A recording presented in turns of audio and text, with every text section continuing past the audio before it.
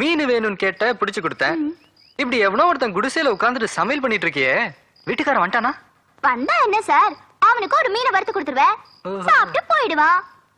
அது இருக்கட்டும், மீன் வாசனை எப்படி இருக்கு சார்? சூப்பரா இருக்கு. நானும் லண்டன்ல எத்தனையோ 5 ஸ்டார் ஹோட்டல்ல சாப்பிட்டிருக்கேன். ஆனா இப்படி ஒரு ஃபிஷ் ஃப்ரைய பார்த்ததே இல்ல. வா வா வா வா வா, கொண்டா கொண்டா. சாப்பிடலாமா?